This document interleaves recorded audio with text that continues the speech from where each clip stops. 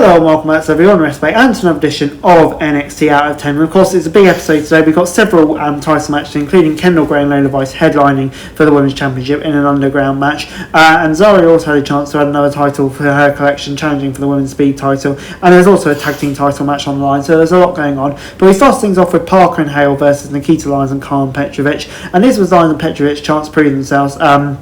To the woman who cost Natty a recent win over Jada. They dominated on offense for the first half, especially after Parker missed her tonic finisher on the outside and crashed into the steel sets, but a hot tag from Hale to Parker got the three faces back into it. Despite enduring a heart attack from Lyons and Petrovic, Parker was able to survive thanks to an assist from Hale. After Parker took care of Petrovic, a leap off the ropes on the line secured Hale the win. Post-match, the heel was attempted to outnumber, but the baby faces were unsuccessful. It's nice to see Hale get something going again after floundering for the better part of a few months as well, so I'm going to give it a 5 out of 10.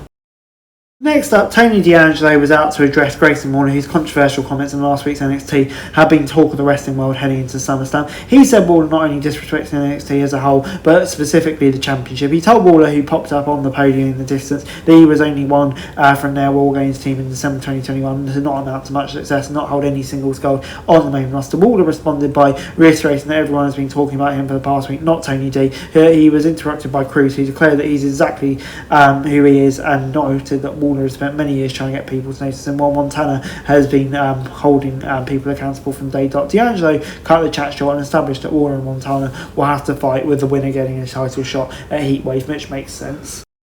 We then got the Women's Speed Championship match, Brent Sinclair versus Zaria, and with it being a title match, it had a 5-minute time limit instead of 3. The stipulation was that Ren would earn herself a shot at the NXT Women's North American title if she retained here. Sinclair and Zaria packed plenty of action into these 5 minutes, so it's competitive. An impressive face buster from Sinclair nearly got her the 3, but a spear from Zaria sent both spiraling through the ropes to the outside. Traded finishes in the closing session, but the clock ran out before either could capitalise. So yeah, a bit of a waste of time, to be honest. A time limit drawing just in the holding pattern, so I'm going to give it a 5 out of 10.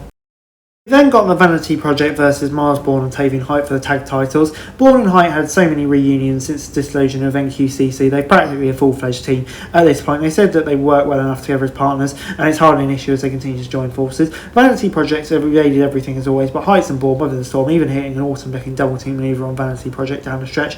Drake and Maya, who were in Vanity Project's corner, rejected after making their presence felt, leading to Heights hitting Smokes with the Height of Glory to capture the tag team goal for the first time. And yeah, this was really good. Gets 7 out of 10 from me. It's genuinely surprising, given they're not really regular, but it was a fun match, and I think them together is definitely best. But yeah, going all in the tag team titles is definitely an interesting move. I'm going to give it 7 out of 10.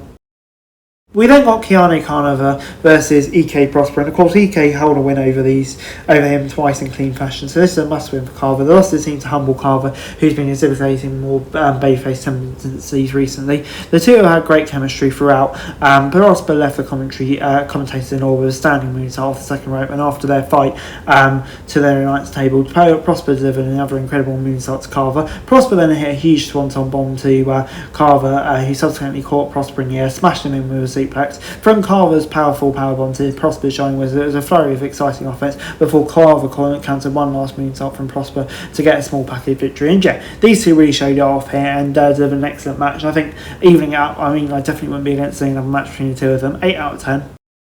We then got Lola Vice versus Kendall Gray in the Underground match for the women's title. Vice was undefeated in the NXT Underground coming into this contest. She and Kendall Gray were evenly matched early on, competing with Vice specialising in strikes and Gray utilising her amateur wrestling background. Right before the commercial break, Vice sent Gray into the fist first into steel sets, leading to Gray requiring medical attention from her bleeding ear. That became the story of the bout from that point forward, with Gray selling her head and bouncing right out of the ring, courtesy of a back fist from Vice. With an errant back fist from Vice took down the referee. Vice choked out Gray with one of her signature sleepers. When Sinclair then revived Gray with multiple stats to the face, Gray locked in a lethal armbar on Vice to score the submission, retaining the title. Another really fun match, and yeah, I'm going to give it an 8 out of 10.